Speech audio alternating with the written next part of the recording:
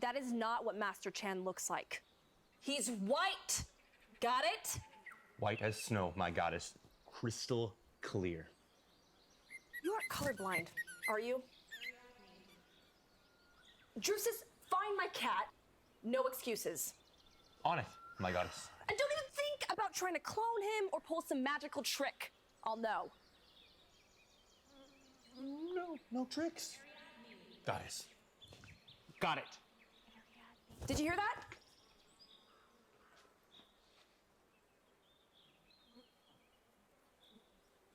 Just you, my goddess. You're my whole world. Spare me. Now go. Leave me.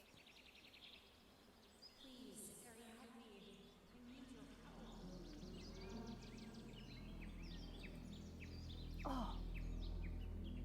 Lenora? In a bit of a pickle, are we?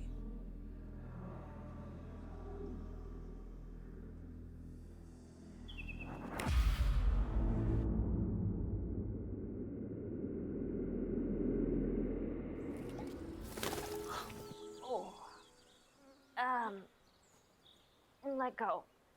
Please.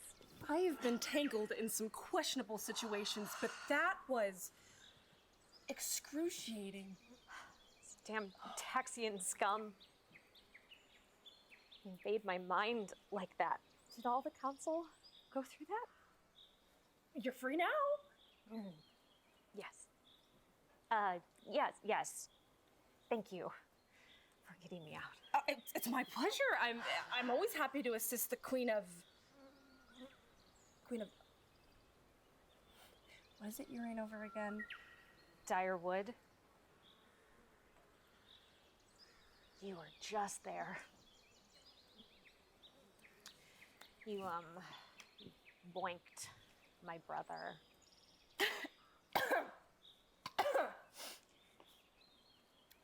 Right!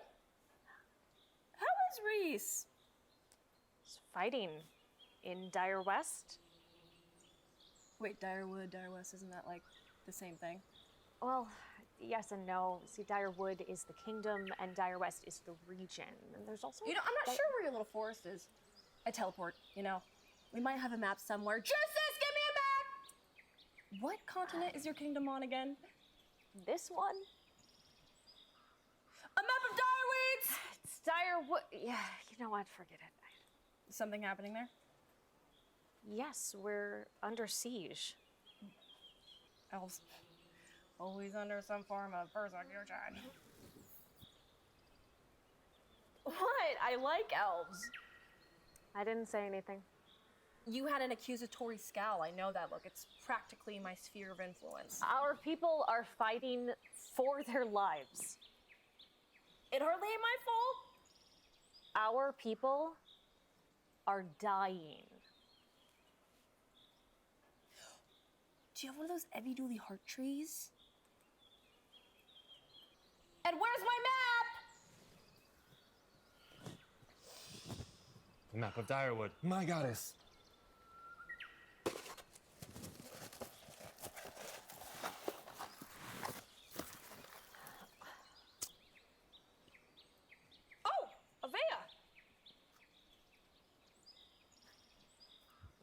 I've been there once. Dated a boy there once. It's in ruins. Probably Savitas. Savitas. Maybe you could kill him for me.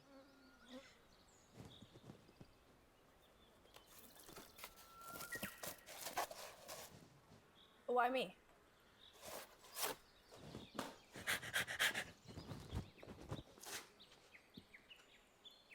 Why don't you just round up some of your archers and some of them Silverleaf Guardians and kick his ass? Settle it. Aren't you a warrior? I would prefer a more political solution. Besides, I just don't want to get involved in some minor skirmish. Savitas shows up and things get serious. Call me. I'll be there. I'll settle it. I'll need your word on that. No. I hate swearing on things. It's not really my thing. It's inconvenient, but probably. Your presence would change everything. Look, if you can prove that Savitas is unjustly killing elves, I have the proof. and things escalate into a fight, then I'll probably be there. There's that probably again. You're attempting to manipulate me into a binding contract. I'm not your personal weapon. I just need You know to... what you need? Drink. Oh, a strong one. No. Maybe a bath. Exfoliation? No. Yeah? No. With me? No, thank you. Spade. Let's finish the conversation there. I'm good. Come on. I'm really, You want it's it? not. Let's go, Don't- Spade! I don't want it. Spade! If you could just, Ariadne, if you could, Get the bath of water ready! I'm so sorry.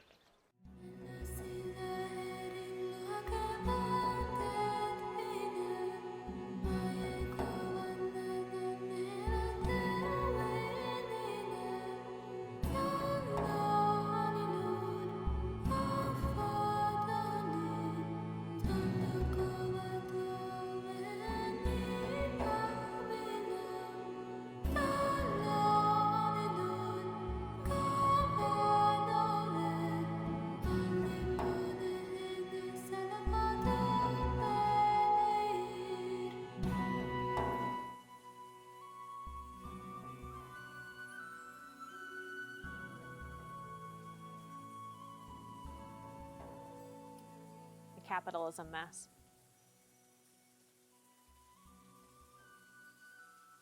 Who do you think did it? Did what?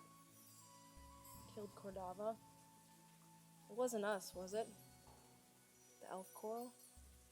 We didn't do it. Are you sure? Yes. Do you think we did it? Well, I hope not. The thing is, I don't really understand elvish magic. Like, who was the guy with the sword? The guy with the sword. Yeah. During the elf quarrel, I had a vision of a young elf lord wielding a glowing sword. Did you catch a glimpse of him?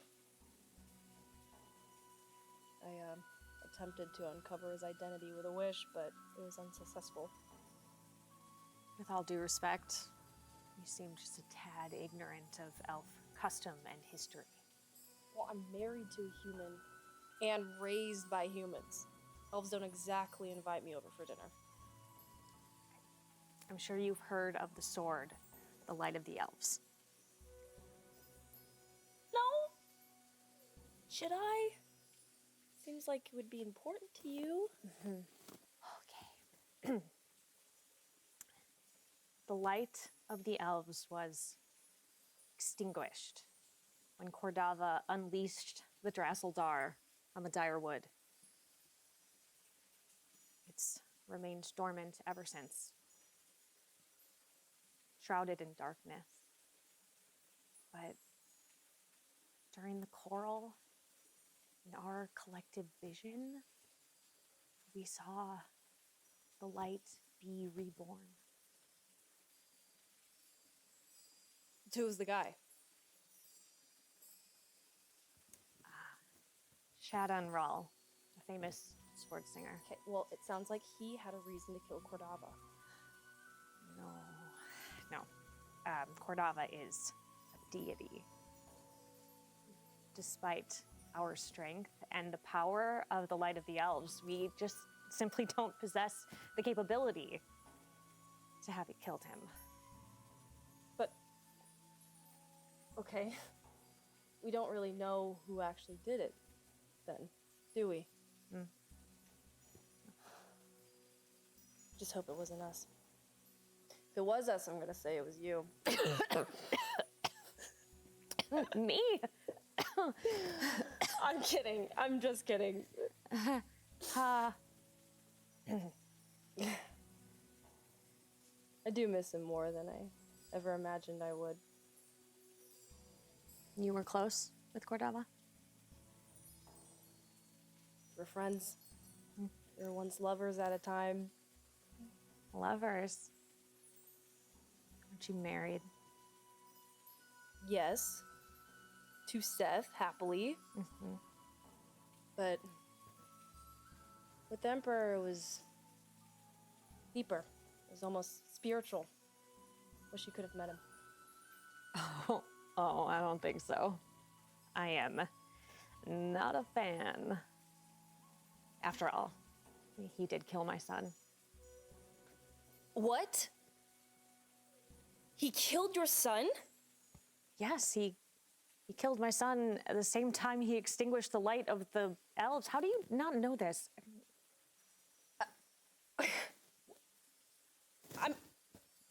A ruler must often make difficult decisions for the greater good. Greater good. Oh, okay. He treated the elves no better than a bug under his foot. You know, if I could bring back your son, I would happily do so. What if I were to resurrect him? You could do that. It's within my power, yeah. Okay. If I had his soul. Great. Where do I find his soul? If Cordava killed your son, he would have taken his soul. I'm sorry.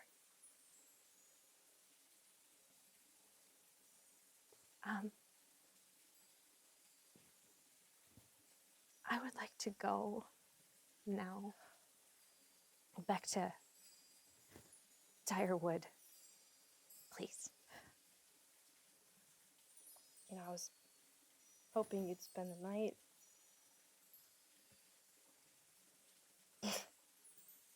Oh. This is embarrassing. I'm unexpectedly struggling with my emotions. Due to Cordava's passing. I think so. I always think about him and keep feeling this sense of loss and sadness. Yeah. It's elvish grief. Is it? If I sing, will it go away?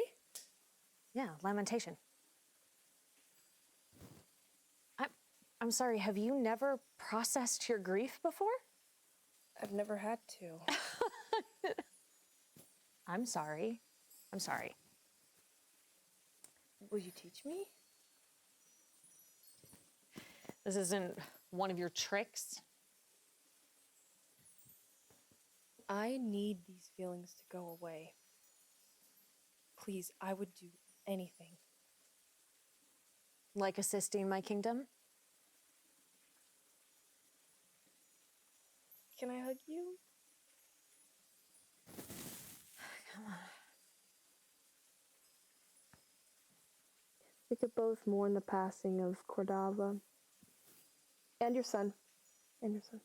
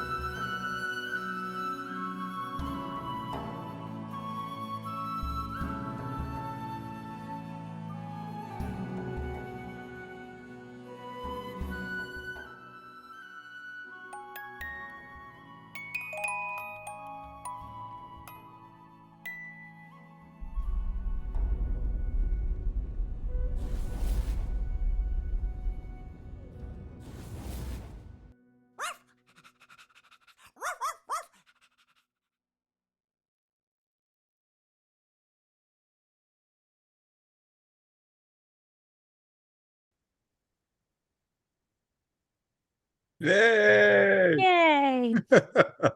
We did it! We did it. Who's leading this motley crew? Peter's in charge. That's what I was told.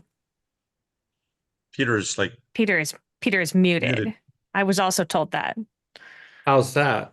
That's better. There we go. Oh yeah. Well, I was Apparently, making- we're sound challenged today. I guess. I guess it's an audio challenge day. Thank you for the nice feedback in chat. Appreciate it there. And I see a couple people that were with. I see Tamerlan 42 was. That's Rakesh Malik. He was our DP on the shoot. Thank you for stopping by, Rakesh. Appreciate it. Hi, Rakesh. Yeah. I think this was one of the best films that we've done. In sort of since we lost our, back in the days when we had adult supervision, we were making our films in the form of Rosalie and so on. And it's certainly against a green screen. It just looked I'm really happy with how it turned out. What do you think, Sarah? I mean, I had a blast doing it. I thought it was great. And I think it looked really lovely on screen. And we said a lot of words, Steve. I think we said all of them. You did, and more actually. Interjections. I love like the beauty light in the spa day. There was like it was like super pretty. It almost looked like sunsetty. I don't know. It was gorgeous. Yeah, looked really lovely. Yeah, we had Mackenzie had a good point. We had a lens flare, and I remember Rakesh pointing it out to me at one point, saying, "Hey, we got this lens flare over here," and I was like, I think I like it. I wasn't sure. Now I did create some challenges for us in post production. Like I remember our the guy that we used, Soren, for doing the compositing. He was like, there's no way I can get rid of this lens flare. I was like, no, it's okay. He's like, well, okay, it means there's got to be a source of light where the lens flare is in the building. And it's like, that's okay. We build the art to match. It's okay. We can do that. And so we did have to navigate it from a technical perspective, but I thought in the end it worked out great. I don't know, Steve, what do you think? You had to do the final edit run on it. Well, I remember saying, we're going to embrace this. We're going to own it. We're not going to try to run away from it. But he gave us this long-winded engineering sort of way of how you get rid of a lens flare, and I'm like, stop. Like, no, we're just going to go for it and use Lean in. And Tamil was like, heck yeah, this is going to be great. Don't worry about it. It's going to be great. I thought it turned out It actually turned out amazing. In fact, it might be one of the better parts of it. So there you go. Happy accidents. Yeah, No, it was on purpose. Clearly, it was. Oh, sure. That was. We So- did that all on purpose. totally natural. Yeah. So Mackenzie, so what is your this was not the first time you've played Ariadne for Actoroke. It's been a couple of times. Was it just like riding a bike? You just came back and instantly found her. It seemed effortless from my perspective. Yeah. I was gonna ask you the same thing. Like, did I seem like I changed at all, or was it the same Ariadne? Like, I haven't watched her in a bit, so like watching her now, I'm like, wow, she's a little more silly than I thought. I thought I was pretty serious, but actually she's pretty unserious, and I felt like that was how someone who's lived like for so long would act, and like has been through literally every single situation ever.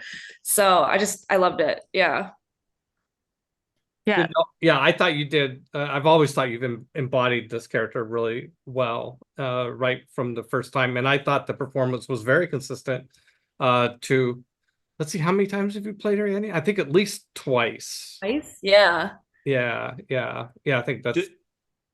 There was, by the way, I don't know, you did this cutaway scene in a previous, after the credits rolled, we came back. It's sort of a post-credits scene, which was, I told Peter, I go, okay, that's where Mac nailed Ariadne for me. That right there, I'm done. I don't know if you remember that you had a conversation with Zune off screen, and you're looking into a mirror, and you're like, "Yeah, I'm not dealing with you anymore." It was great. I thought it was great. From that Oh point my on, gosh. Yeah, when we're in the cave. Yeah. Okay. That I don't know, but I remember you took the mirror and just went like that. You're like, yeah, I'm done with you. it was like turning off the television. Yeah, like, it don't was a call me, I'll magic call you. mirror, right? Like, oh, Yeah. I'm done with you. Take the mirror and go like that. yeah, I remember that. I know what you're talking about. Yeah. Oh my gosh, that's funny. Yeah, good times. Well, I was saying that I really like, I mean, Ariadne's been one of our favorite characters. I apologize if there's a dog barking in the background. Never Anyway, apologize for a dog. Is it Drusus? it'd be interesting to know how many people figured out that he's actually a dog. Anyway, I'm sorry, I lost my train of thought there. Sorry. Yeah, You well, the said backstory Ariadne's your was favorite. the backstory was that Ariadne took her favorite dog and polymorphed him into a human and gave him a stat boost potion for his intelligence. I know. I was looking back at it. I'm like, wow, I really did not like juices. But like, I love how you kept in this moment where I like was smiling while he like left. Like you know that she actually really likes him around. I love that you kept that in. Like, just thought that was Yeah. It very Well- much had this like, oh, what a sweet little dummy. I love like, you. Well, it was funny. Well, it's funny you threw the map and he fetches it like Yeah. a dog, like literally. And of course, Sarah, you know, she turns and looks like, what? What are you doing? By the way, I don't know. There's a funny. I think it's funny. I think it's funny where if unless you realize he's a dog, where Ariadne goes, "You're not colorblind, are you?" Because dogs are always like notoriously colorblind, right? And Yep. it's like you can't find. I also found it very funny that she's sending her dog to find her cat. I don't know if that quite. There's a lot of little subtlety in there, but once you understand, that's like, go find my cat, okay? I didn't notice that. I didn't even put that together, actually. That's hilarious. Like,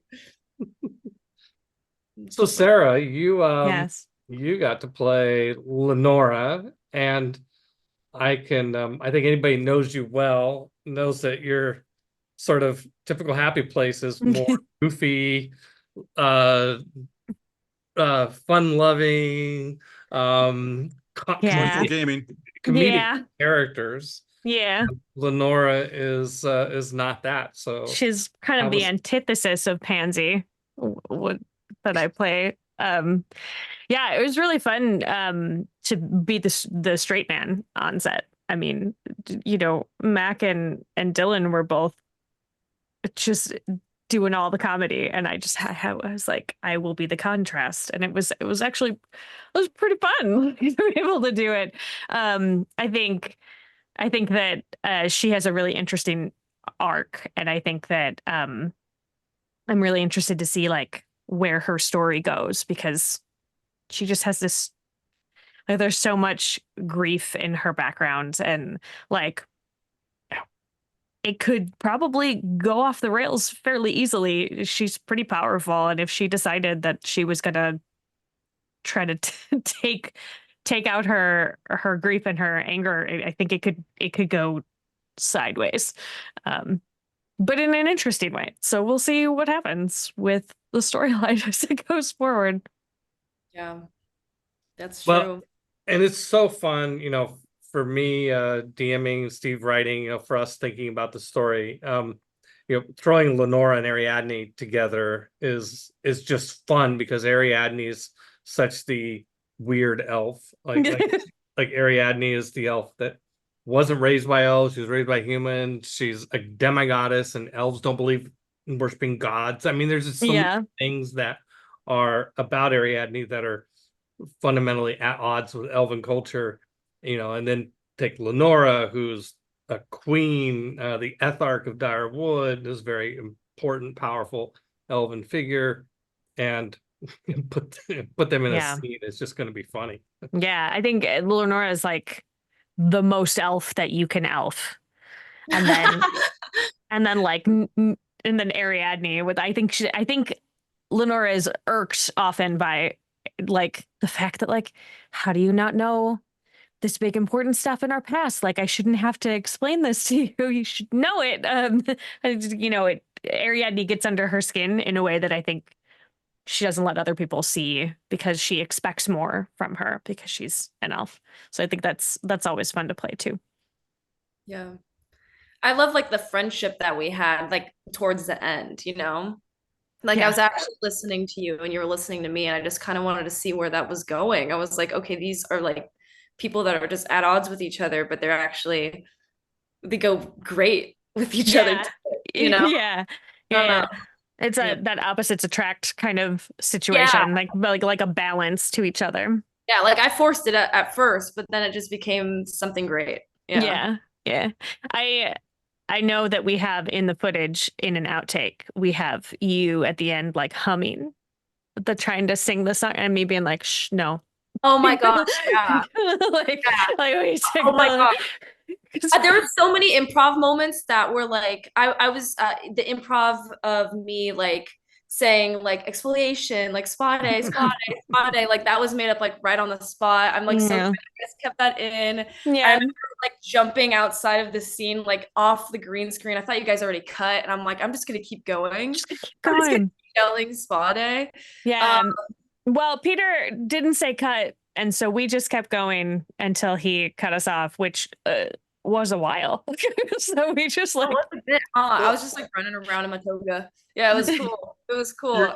But I don't know. There was like so many funny parts that like you like came up with and like we were like, okay, let's try it. Like the humming thing. Like just that give was it a go. Shh, no, no. I got it. You quiet. Steve, what were you gonna throw in there? Oh, I just thought it's funny at the very end where Sarah apologizes. I'm sorry, like she's a good Canadian. I'm sorry. And I'm like, who's she saying sorry to?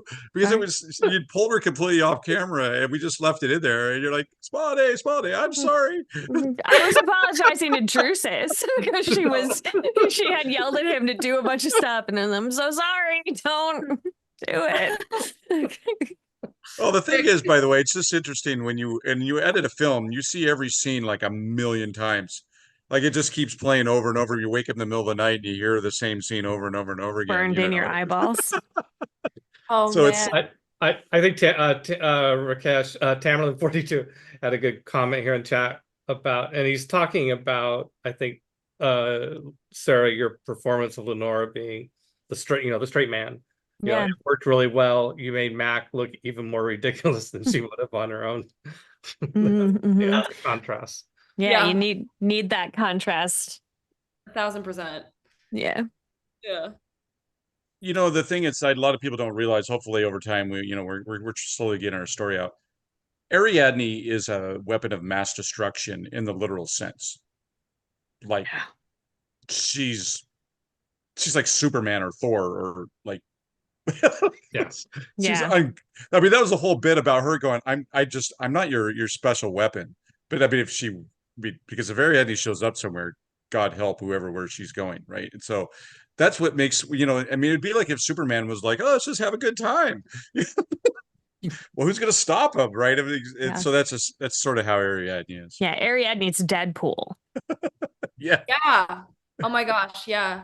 Yeah. I really wanted to play something like just totally the opposite of like serious because I did when I first read her, she was like very this like strong, like I wouldn't say superhero, but very just strong character. And I really wanted to play something that was like, man, she's been alive for too long. She's done this stuff for too long. Like, why not make her kind of funny? The lines were funny. I saw comedy in it. And so her being raised by humans too, there's a human element in her, like silliness and like nonchalantness and her selfishness. She doesn't really care about anything else that doesn't really pertain to her. You see, I bite my nails a lot in this those clips. I'm like, wow, she really focused on her nails and her nail life. Yeah. I thought was interesting. But yeah, anyway, you just go off if it doesn't really like pertain to her because she's just been through it all and done it all. And the secret weapon thing too, like I noticed that was a switch where she got serious. She got brought in that like silliness and was like, yeah, I'm not going to do that for you. Like, well, why would you think I would do that? So I think that's one of the reasons why Lenora is so irritated by her is like, but you are an elf. You are one of us and our people are struggling and you could fix it in like a second. That's Like you exactly just won't. Like that's yeah, exactly so right. yeah. That's exactly right. Yeah. That would be frustrating. It's like, oh my Yeah. God. It's very frustrating. But you gotta play your cards. You gotta befriend me first, and then yeah. I did. Teaching her But how to I sing and everything. but I might show up. Probably. Well, Said you we're know, good. Maybe. it's also it's also about escalation, right? So Steve and I played a lot of D&D with high level characters, and one of the things that evolved as part of the dynamic of playing really powerful characters is that you start worrying about escalation, which is that, okay, if I go get involved in this fight, yeah, on the surface, based on what it looks like, I could just totally go in there and kick ass. But then who's going to notice, and who's going to intervene, who's going to show up, right? Right. Who who's the god of the people that I'm screwing over here? Well, that's certainly true. I remember explaining to people as I played higher level, people are like, oh, well, you're just like Monty Hall campaign. You can do whatever you want, when you want, how you want. I'm like, no, actually, it's the opposite. The more powerful you get, the scarier you get. You're like, Yeah. oh God, like, because when you're first level running around, nobody cares, like whatever. Nobody knows who But you are. suddenly you're like, you're you running have around a like high 12 level. hit points. Yeah, exactly. But here's Ariadne going after Civitas, and suddenly like somebody might actually care. Mm-hmm. Yeah. I have a question for both Steve and Peter, because you played Ariadne in like these games, right? Like that's how you created her. When you watch playback, is this how you imagined Ariadne when you were like playing her, or am I at all what you kind of thought in your head, and what's different, what's the same? I'm curious actually. So to give credit, a woman named Barbara Hines, created the character. She was a player character in our D&D circles back in the 80s, and she created Ariadne. And I don't know how she would fill. I am once this is on YouTube and I can send her a link. I'm going to send her a link, see what she thinks. But it was, I mean, one thing that we were teenagers, okay, and so we were very adolescent in a lot of ways, and we were young, we were exploring our sexuality in a lot of ways, and Ariadne was very well, we had to kind of tone some things down a little bit in terms of like, and I remember Barbara and I having a conversation, and Barbara was saying like, we were kids, like don't play Ariadne exactly the way I used to play her, right? Don't do that, right? Yeah. And like, Yeah. okay, yeah.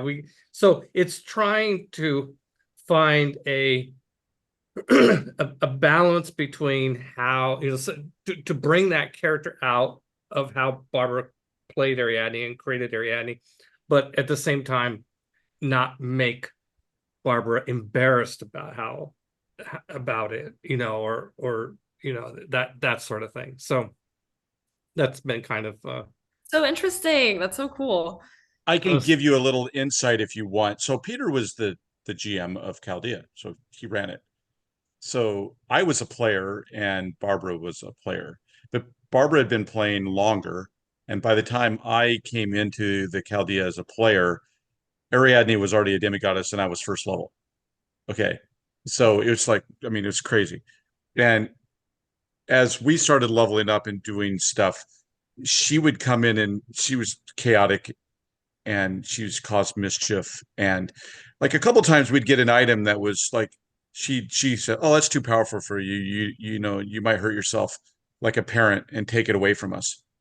And we're like, what are you doing?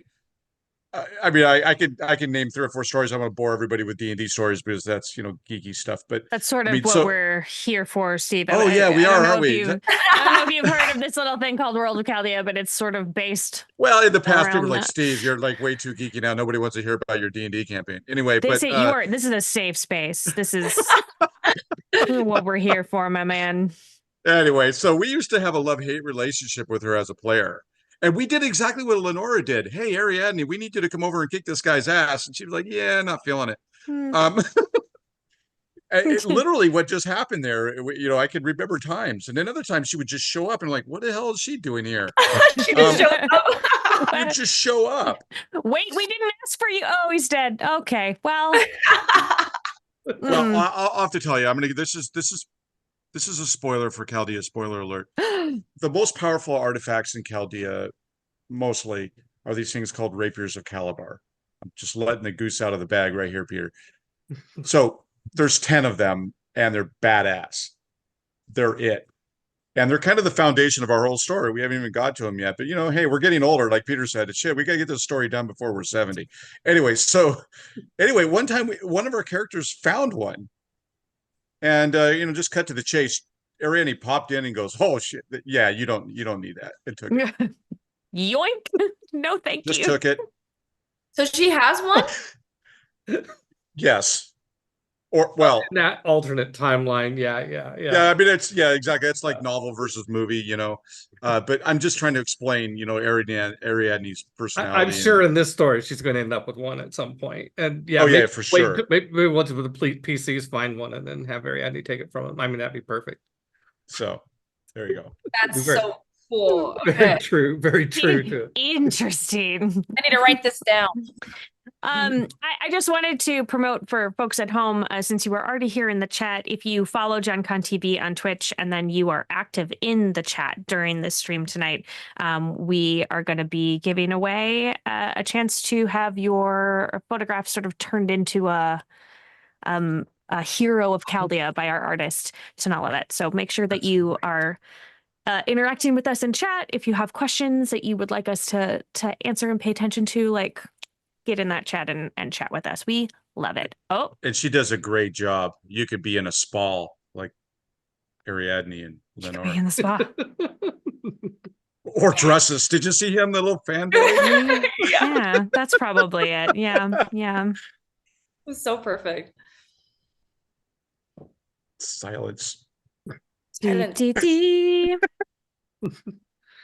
I think the and it was also, the way Barbara played Ariadne too. I mean, she was always meddling in high level politics, and who was she sleeping with? Getting political favors by using her beauty. Yeah, I feel like. Oh, Peter, can I tell a dumb, sort of embarrassing story about Ariadne? I suppose. I sure. love this. Yeah. No, Okay. no. So, how did Ariadne become a demigod? Do you remember the story? Oh my God. Peter, Okay. you told me. You told me. I gotta tell this story because it's just one of my favorites. So this is so one of the ways to become a demigoddess in my mythos is to find the food of the gods. Okay, and there's the food of the gods. They're like these little wafers, and it's just, and you eat one and you're instantly a demigod. So like super valuable, super rare. I mean, but it is also part of how the universe creates gods, is to leave this food around. And Ariadne found how many doses? Like three doses of the food of the gods, and so she ate one, becomes a demigoddess. Then she goes, "Well, that was really delicious. I'm going to eat another one." Oh man, I mean, the biggest waste ever. I mean, like, that feels right. We're all like, "That was really good. I'm just going to eat another one." I'm like, no, don't do that. You just deprived somebody out there could have had that and become a god. And Ariadne just ate two of them. I love that. That deserves an Actoroke story. Anyway. Three. Yeah. And they're like crazy powerful, right? I remember you telling me that. You're like, these things are just like, they give you they make you a god. Turn you into a god. It's like it's that's about as powerful as it gets, Yeah, exactly. It doesn't get any more bogus than that. Yeah. Yeah. And when you told me that, I was like, what if that was found in the hands of like a half human, half elf, and then she was already selfish enough to eat three, so how is she gonna act off of that? So I was like, okay, that's like really great basis. I mean, to her bit, to what am I saying?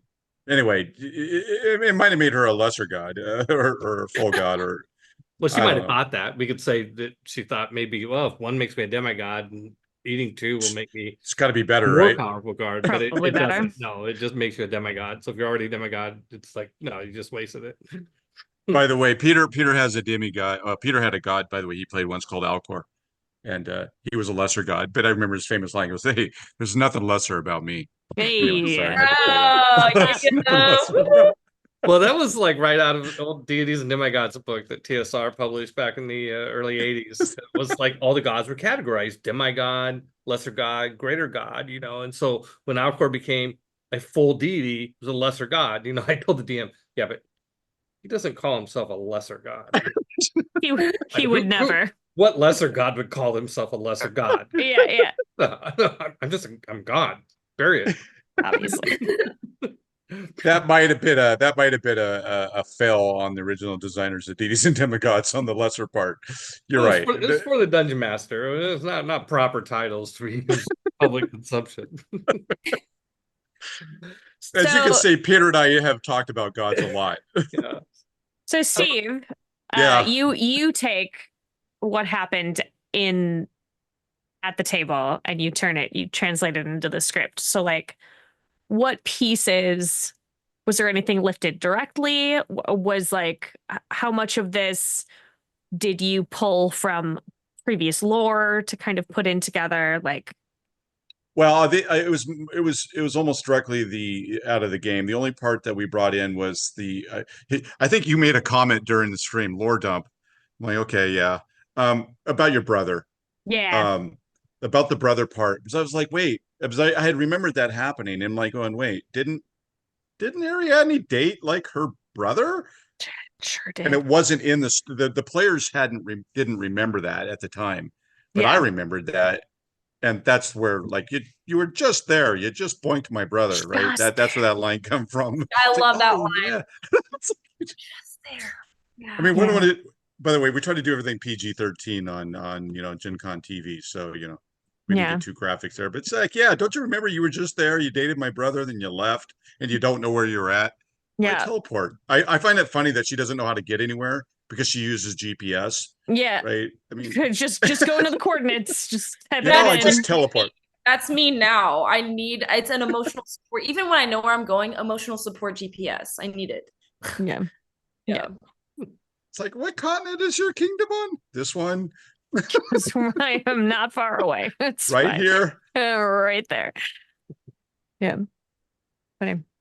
Well, and I think the other thing, all the stuff with Drusus, that wasn't from the game session at all. That's right. I Yeah. don't think there was any of, the Well, no, we amped up his personality and added detail there, and we had to. But I think there might have been an NPC in the scene or something. I don't remember exactly. And you guys Yeah. were just like, oh, I'm gonna make him Drusus. Like, how did that become Drusus? Well, okay, so another thing, it's always easier once you understand who the talent is, who you're writing for. It's always easier. Yeah, we cast Dylan. Once we knew it was Dylan, and we're like, We're okay, like, yeah. that guy, oh, we love him so much, right? And so anyway, once he was in there, we knew we could create. Of course, then he took it further. He always does. Yeah. We love you, Dylan. I don't know if you're Yeah, he's watching, great. but we love you. we didn't give him, I should say, I didn't give him much at all in the way of specific direct. I mean, I love it when I love it when I don't have to say much about a character, right? Where, I mean, if I need to, like, Ariadne is, like a very specific vision for what this character was way back when we first started Mackenzie on, first time we played, it's like, okay, this is who Mackenzie is, or Ariadne is. But with Drusus, it was great to just tell Dylan, I just want this comical, assistant butler type character that Ariadne abuses, that Yeah. and I thought of you. and he took it, and it was his performance that made Steve and I go, oh, I think that this is a dog that Ariadne Well, his whole into a human just by the way he played him. And that was all Dylan, is just tapping into his own instincts for what would be a comedic role. Well, I mean, if a dog could speak, right? You're my whole world. You're everything to me, right? I mean, that's how dogs react to people, right? It's like it's like, you read that, it's like dog. Okay. So, Dog. yes, which is great. Yeah, I loved it. So Anyway. let's talk about Lenora a bit. She's obviously the straight man in this film, but Sure. coming out of being psionically interrogated. The Some intense stuff happening to her. the role-playing session where you invoked Ariadne's name, Yeah. a hard decision for the game. You want to talk about that at all?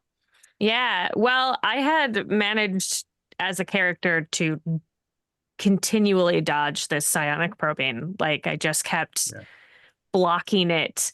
And Peter tried really hard to not let me block it that first time, but I just kept rolling sixes. I just kept I had a 7 successes or something ridiculous. And so I was able to call on the world tree to shelter me so they couldn't get into my brain.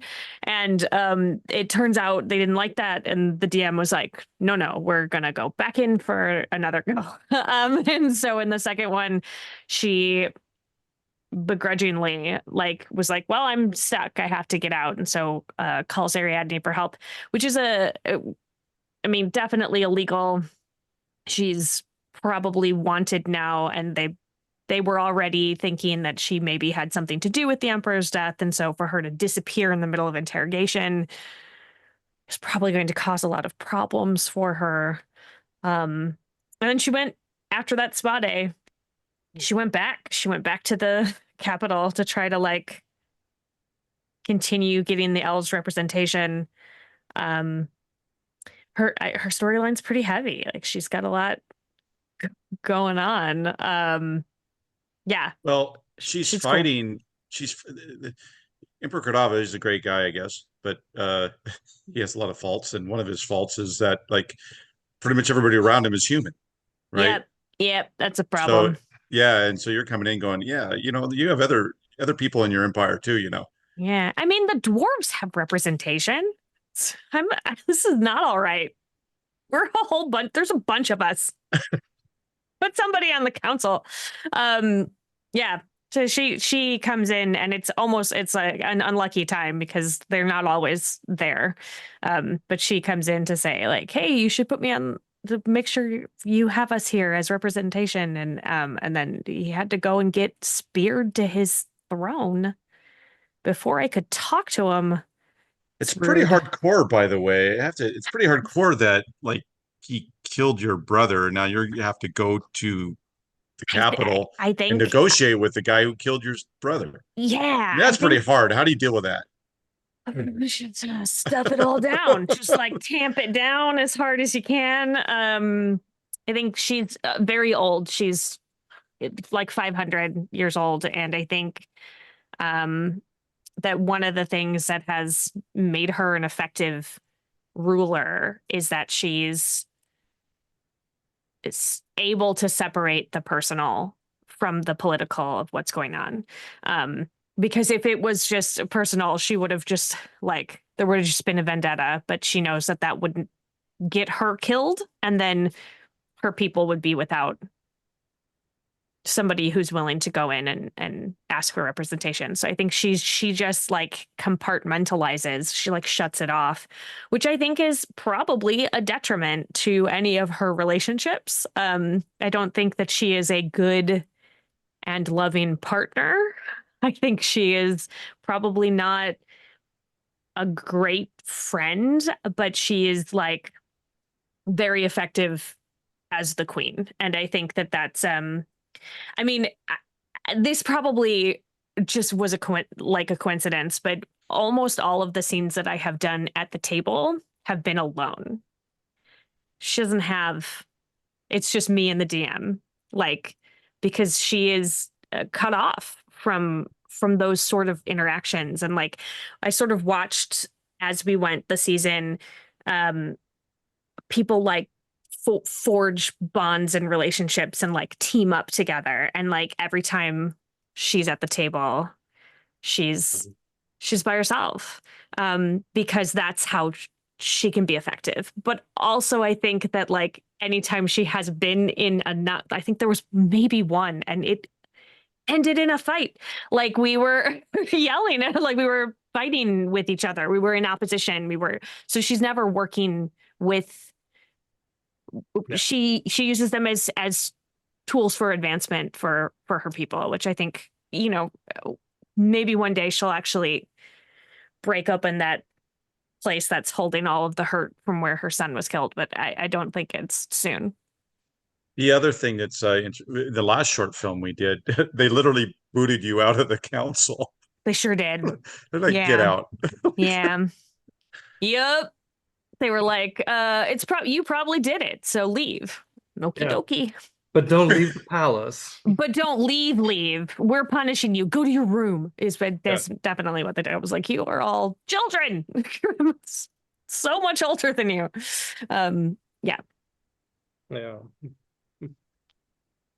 Maybe one of my beliefs or goals should be to like forge an actual relationship where I can be a person with them. You almost got there with Ariadne. Kind of were like, sort of, yeah. But also, like, I think she will always be very wary of Ariadne because I think she's very aware of what Ariadne's whole deal is. Like, not a fair friendship at all. Yeah. I learned that Leonora is not a hugging person. She's not a hugging person. She is not.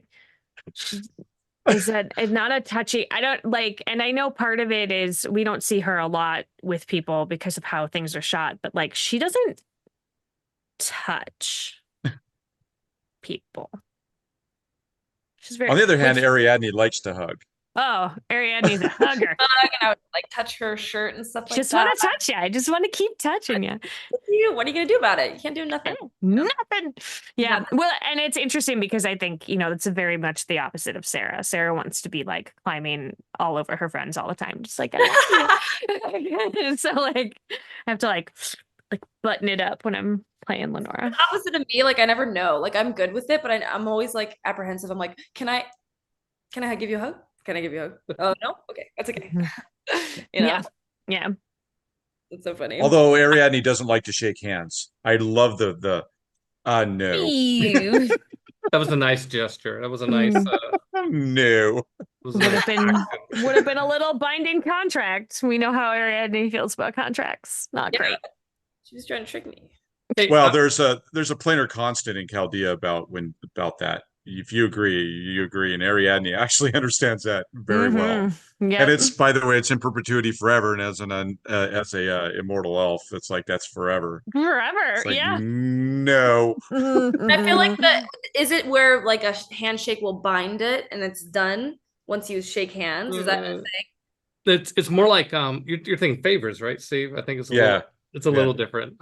There is a planar constant in Chaldea that if someone saves your life, that you're bound for a service to them, or you can also pledge to someone a favor. If you use the word favor, then it's binding, and it can be tradable. You can sell it. Weird. And it's a weird so thing. You could find yourself with a favor from a very powerful thing, a demon or devil or somebody, and they'll stand by it. So that's why Ariadne's like, yeah, I don't want to tread anywhere near that territory. Yeah. Hey, I want to give a shout out to some of the other people involved in this production. You know, we mentioned Rakesh Malik in chat was our director of photography, and did a fantastic job of Andy Dobrowski had recommended to me, hey, you need to get a guy here that really understands how to use these black magic cameras really well, and that was good. And speaking of Andy Dobrowski, he was our DIT on set. And also Megan Karami-Nasser, who is often in a lot of our other productions, either as a player or as an actor, did makeup for us on this production, and also are very longtime friends of all of my film productions, going clear back to my first film shoot out of film school. Sean Shelton, Damon Banny of Bandersnatch, who are the practical effects guys of Seattle. If you need any practical effects done in filming in Seattle, these are the two guys to get. And we worked with a couple of new editors on this film. We worked with a guy named Philip Person, who did a great job of taking the coverage in the crazy way that I shoot, where we don't cut very often. We just like turn on the cameras, just leave them rolling. It's great for efficiency on set, but it means some poor poor person is going to have to go through and listen to all that coverage and decide where to break it up at. So he did that for us and assembled it for us. And Soren Lule, who did compositing for us, which for us compositing is mainly taking and getting rid of the green screen, replacing all the green screen pixels with transparent pixels so that we can drop in art behind it. Because you saw the beautiful backdrops that were created for us by Tanel Lovett, who does illustrations for us. The illustrations were also done by Tanel Lovett, and the backdrops were also done by Tanel Lovett. And to capture that sense of fantasy and beauty of the world, her talents are so extraordinary and lend so much to our productions. And that's when I came out of film school, the conversations with Steve about how we could film fantasy inevitably drew us towards green screen work and using a lot of it. And took us a while to get there, but I feel like we're getting now to a point where we can make pretty good stuff. I think the green screen work just worked out really well. And and since we filmed Spa Day, the film that we just filmed last week, which you haven't seen yet because we're not even finished filming it yet, is first time that we filmed against an even better green screen, what they call Psych, which is a permanent built screen as opposed to a green curtain that's hanging from a curtain rod. Thank you, Bandersnatch, for building that. And Yeah. Psych, speaking of Bandersnatch, it was Sean and Damon that built that for us as well, and a Herculean effort. And I know they worked really, really long hours, and really had to put in a lot of hours to get this ready for the shoot that we did last week. So We also got to give credit to Joe. He's our hero, right? oh my gosh, yes, Joseph Arocto from Zombie Orpheus Entertainment. Good job, Joe. Joe, thank you so much for so Joe is there with us every time we stream in the studio. He runs all of our tech. Somebody's got to sit there and coordinate all the cameras and lights and sound and get everything properly recorded. So he's a fixture for sure. Yeah. And I think for this shoot, Rakesh brought down as an assistant camera Florine. I don't remember her last name. And Brooke? Florine. Yeah. Who came down and helped us. And I'm probably going to be embarrassed later who I forgot, who I left out. But one of the tasks I get to do is I get to do all the credits, and I'm always forgotten. Okay, guys, names are important. By the way, so everybody knows my last name is horrible for people to pronounce. Go through my entire life, I can put it on like one hand how many times somebody pronounces my name right in my life. So I'm always like very particular. And then for people are always using people's like nicknames and other things, and I'm like, and they'll go, "Oh, that was Mac." Am I just gonna put Mac on there? It's like, no, it's Mackenzie. Okay, Yeah. I always need full names, please. Yeah. I have the whole name all the time. Anyway, Yeah. so I always want to make sure I get people's names right. So I just want to we know I'm always trying. check over to make sure that. Steve, how do you say your name? My last name is Connard. That's what I thought. Connard. Well, then a lot of people get Conrad or Canard. Canard is the most. By the way, Canard in French is really horrible. Look it up. It's not it's rated R. Or don't look it up. Yeah, Or it's don't look a it very up. vulgar word. It's Yeah, it's very bad. on par with the most vulgar words you can think of. So it was funny. Wow, all right. Steve and I were going to France. We were on a train from London to Paris, going to see on a licensing back from the Bellissere days, and Steve had gone to sleep, and the licensing people. I was tired. The licensing people came over and like, we got a problem. Steve's last name is a very vulgar word in French. Like we can't really introduce him as Steve Connor. It's got to be. Can we just call him Mr. Steve? And I'm like, oh my God, this is hilarious. I went and woke him up. I said, Steve, did you know your name is a vulgar name in French? This is You woke him cool. up to tell him. And the funny, he did. He literally shakes me up and says, "Steve, did you know your name's vulgar in French?" I go, "Yeah, dude. I've lived with my last name my whole life." So yes, I do know that. And I'm also married to a Canadian, and of course, in Canada, dual speaking Yeah. English, French. Yeah. So yes, I know that. And my daughter, by the way, played soccer at a very high level, and actually went and played soccer in France. I said, "Don't put your name on your jersey when you're in France." But I remember we walked up to a film studio, and remember we checked in, Right. and we had to get little tags and everything, and it was Mr. Steve. But the guy looked at me and says, "Oh, how very sad." Oh, And it came out by the Mr. way, Steve. Yeah. And yeah, I've been published in they- France, yeah. as Mr. Steve, because they won't publish my last I'm name. looking it up. I'm gonna look it up after this call. I have to know, and I know. I'll find it. Yeah, well, you're gonna get duck. It does mean duck. It also means something else. Okay. On that note, On that funny ending. thank you so much, Sarah and Mackenzie, for putting in great performances. And also Dylan Smith, if you see this video, we really love working with you as well. And Steve, great job on the script. I had a lot of fun with you guys, and can't wait to do it again. Me too. Thank you guys so much. Thank you for being an excellent director, Peter. Keeping everybody comfortable on set. Yeah. Thank you. We'll try. Had so much As Peter mentioned, we're working on a new film, so it's already halfway shot. It's Clary's story. We're doing a backstory of one of our characters, and then we have other ones planned as well. But right now, everybody, go to Gen Con. Priority is Gen Con. Everybody go, have fun. And Best for days in gaming. And thanks in chat, Ethan Rain, for saying some really nice, sweet things about us. Yeah. Hi, Ethan. All right.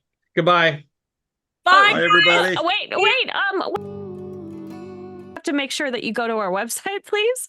I'm so sorry. You can't go yet. Hi. Please make sure that you visit worldofchaldia.com and actoroke.com. Please go to all of our socials at World of Chaldea on all of the platforms. We are always putting things out. We stream every Wednesday night. You can see a lot of us on Gen Con TV, so please come back here. Check for when we are available. Yes, of course, please go to Gen Con. We have a lot of live stuff happening next week. But also, you can find Mac and I on social media. Mac, you're at Mackenzie Wynn, yes? Mackenzie on Instagram at Mackenzie_Wynn. And then that's like my Instagram. Then on Facebook, it's Mackenzie Wynn. Perfect. Follow Mackenzie. Also, Dylan is Path of the Smith on Instagram. You can find me all over on all social media at Pixies and Pins. And Steve, you can't find on social media because he is hiding. Sorry. And you can only sad. find Peter on Facebook. So if you haven't found him already, please go to World of Chaldea. And now I will let you go. Thank you. Thank you guys. Thank everyone. Bye. See you next time.